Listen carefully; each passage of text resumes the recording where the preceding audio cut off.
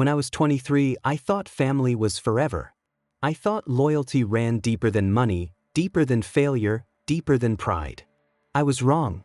At that time, my life was collapsing around me. I had dropped out of graduate school after my mental health took a nosedive. I was broke, drowning in student loans, working 2 part-time jobs just to keep the lights on in my apartment. My so-called close-knit family, who had always bragged about how we stick together through anything, suddenly became distant. It started small. Missed phone calls. Excuses about being too busy. Then the subtle comments. Maybe if you had stayed in school, we wouldn't be in this position. You should have thought about this before. We can't keep bailing you out. But here's the truth. They never really bailed me out. They just wanted me to feel guilty for existing.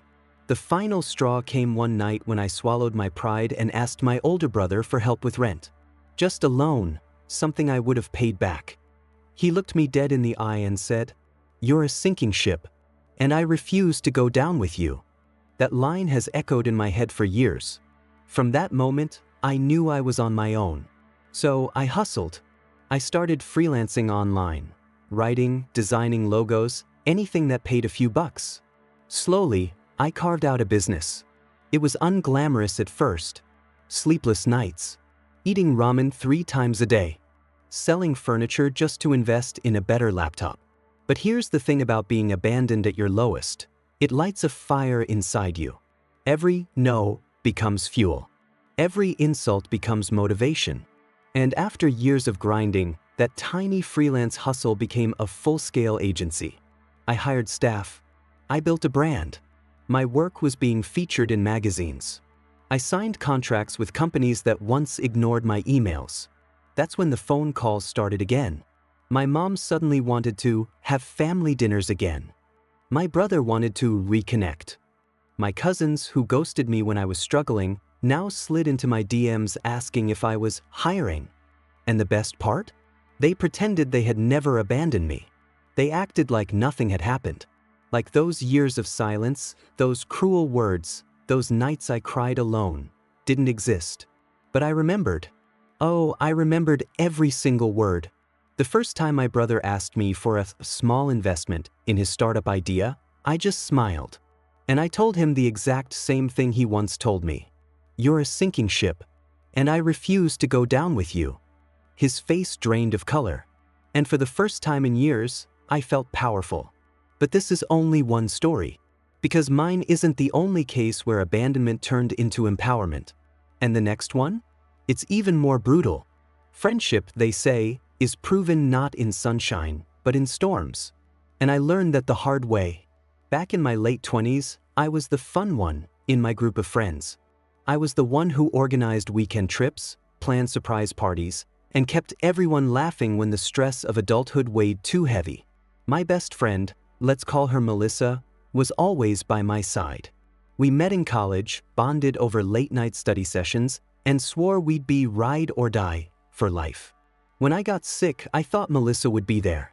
It wasn't some passing flu. It was a diagnosis that knocked me off my feet, a chronic autoimmune condition. Suddenly, my body was unreliable. Some mornings I couldn't even get out of bed without pain slicing through my joints. My career derailed, my dating life evaporated, and I found myself sinking into depression. At first, Melissa acted concerned. She brought soup the first week after my hospital stay. She texted me once or twice, the kind of obligatory, thinking of you messages that vanish after the third exchange. But then, silence. When I reached out, desperate just for company, she said, "I can't deal with this negativity right now. I need to protect my energy." Protect her energy. Those words shattered me. Because wasn't I worth some inconvenience? Didn't all the years I carried her through breakups, bad jobs, and financial messes count for anything? Soon enough, Melissa vanished from my life. She stopped answering calls, unfriended me on social media, and ghosted me completely. Our other mutual friends followed her lead, like my sickness was contagious. I was left utterly alone.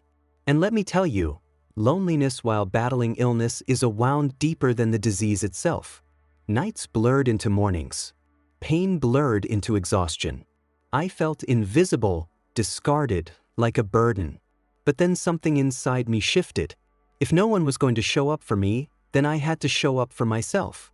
I began journaling my recovery, sharing the rawest parts of my journey online. At first, it was just a way to cope. But people found me. Strangers who knew the same battles, who understood the fatigue, the doctors who dismissed us, the families who didn't believe us. My little corner of the internet grew. Thousands of followers turned into tens of thousands.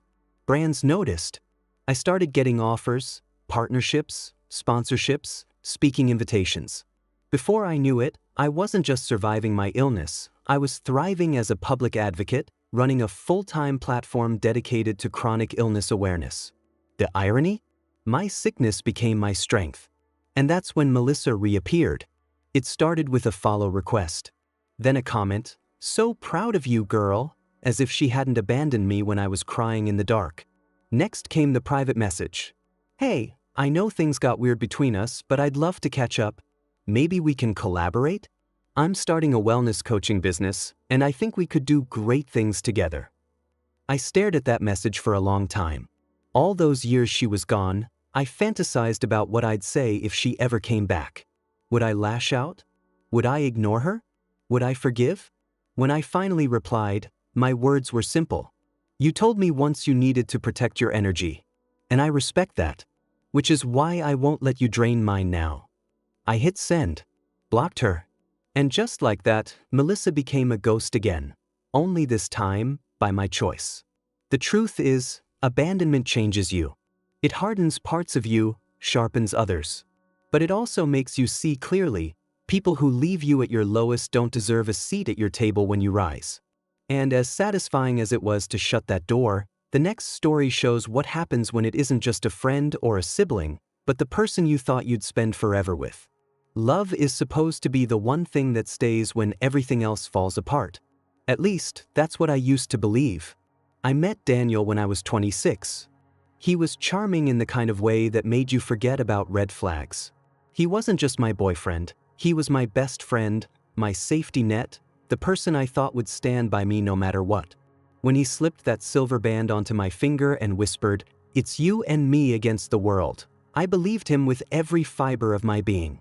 But vows are easy to make when life is easy. The real test comes when it isn't. 2 years into our marriage, the cracks began. I lost my job during a company downsizing. Suddenly, the life we had built, the dinners out, the weekend getaways, the plans for a house, was under threat. I took on temp work to keep us afloat, but the money barely covered groceries. Daniel started to change. At first, it was sighs when bills piled up, the way he avoided eye contact when I asked about money. Then came the sharper words. "I didn't marry you to live like this. You need to get it together. I can't keep carrying dead weight." The worst part? I wasn't just broke. I was battling depression.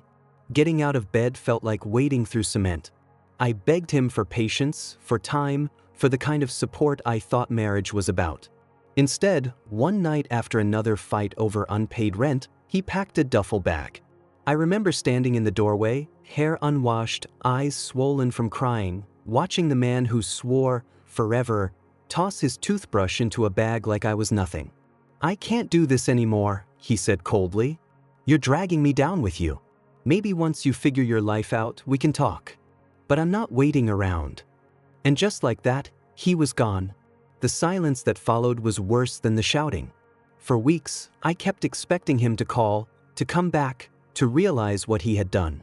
But the only thing I got was divorce papers, delivered with the efficiency of someone sending a utility bill. I was broken, bankrupt in spirit and finances. Some nights, I slept on the floor of my nearly empty apartment, wrapped in a blanket that still smelled faintly of him, wondering if I had been the fool all along. But pain has a strange alchemy. Given enough time, it can turn into something else. The months that followed were grueling. I threw myself into work, not just any work, but the kind that demanded every ounce of me. I freelanced, I networked, I taught myself skills I couldn't afford to pay for in classes. I treated my career like oxygen, because it was.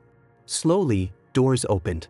First small gigs, then bigger clients, then a steady flow of projects. 3 years later, I wasn't just surviving. I had rebuilt. I had savings, a thriving business, and, most importantly, a sense of self-respect I had never known before. And then one ordinary Tuesday, my phone buzzed with a name I hadn't seen in years. Daniel. My stomach nodded. Curiosity won. I answered. His voice was soft, almost sheepish. Hey, I've been thinking about you. I saw your name in an article. Congratulations, by the way.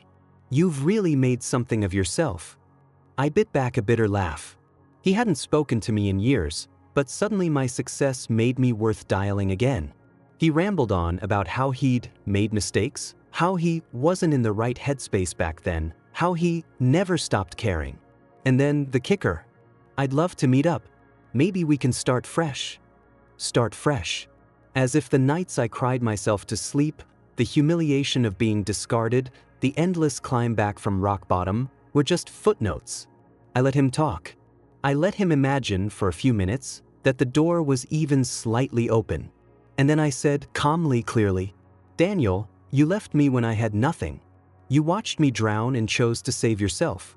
And now that I've built an island, you want to live on it. But this home is mine, and you don't get to come back. There was silence. Then a quiet, broken, I understand. And just like that, I hung up. It wasn't anger that I felt. It wasn't even triumph. It was peace. Pure, unshakable peace.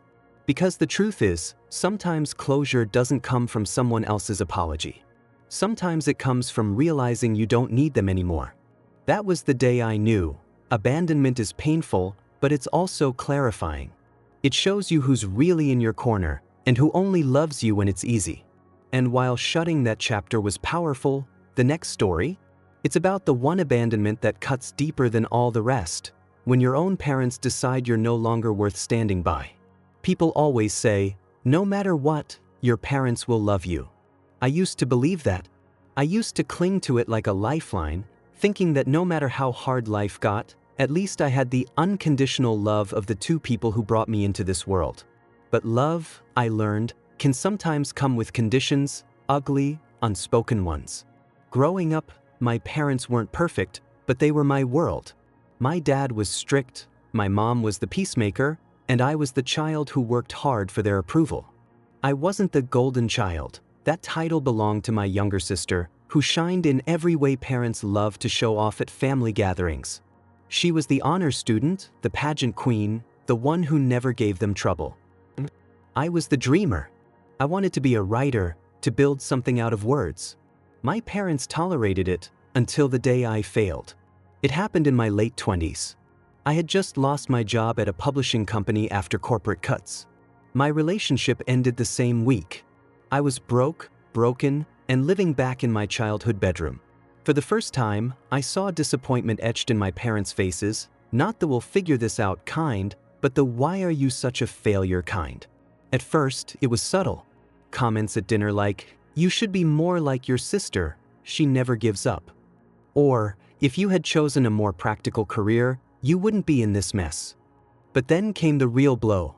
One night, after I admitted I was 3 months behind on my car payments, my dad said it outright. "We can't keep carrying you. Maybe it's time you learn the hard way. You're an adult now. If you sink, you sink." The words felt like knives. My mom didn't argue. She just looked away. 2 weeks later, they asked me to move out. Not with anger. Not with compassion. Just cold practicality. "We need space. You'll figure it out." So I did. I packed my clothes into garbage bags, shoved them into the trunk of my beat-up car, and drove off with no idea where I'd sleep that night. I couch surfed. I showered at gyms. I scraped by on scraps of freelance work and sheer stubbornness. There were nights I sat in that car, parked behind gas stations, staring at the ceiling and whispering, why wasn't I enough for them to stay? But life has a way of turning. Rock bottom became my foundation. I threw myself into my writing, not just journaling, but building a blog, a newsletter, a brand. My words found people. My stories resonated. What started as scribbles in the dark turned into a platform read by thousands. Then hundreds of thousands. Publishers came knocking. Opportunities opened. Within 5 years, I wasn't the failure my parents had cast aside. I was a best-selling author with a speaking circuit, a savings account that could pay off both their mortgages twice over, and a name they could no longer dismiss. And then, of course, came the phone call. It was my mom first, her voice shaky. "We're so proud of you. Your father and I have been following everything. We'd love to reconnect. Maybe we can celebrate together, like a family again." Like a family again. Then came my dad, who once told me to sink. His voice was softer now, edged with something like desperation. "I know I was hard on you. I just wanted the best. But we're getting older. We want you back in our lives. We miss you." I sat there, phone in hand, remembering the nights I cried alone, the hunger pains, the humiliation of being cast out like trash. I thought about how easily they had cut me loose, how quickly they had turned away when I was no longer a source of pride. And in that moment, I realized something powerful. I didn't owe them anything. So I told them the truth, calmly, without anger. "When I was at my lowest, you abandoned me. You watched me drown and told me to sink. I built my life without you. And now, you don't get to claim the version of me that survived." My mom cried. My dad grew silent. They tried to argue, to insist they meant well, but I ended the call. And for the first time in years, I didn't feel like a lost child. I felt like an adult who finally understood that family isn't always blood. It's who stays when life is unbearable. That night, I looked around my apartment, the walls lined with books that carried my name, the shelves full of awards, the home that was entirely mine. And I felt something I never thought I would feel again: peace. Because here's the truth, being abandoned at your lowest is brutal. It shatters you, but it also forces you to rebuild, brick by brick, into someone stronger than they ever expected. And when they come knocking, whether it's siblings, friends, partners, or parents, you realize you don't need them anymore. You don't need their validation, their approval, or their apologies. You've already made it. And that is the sweetest revenge of all.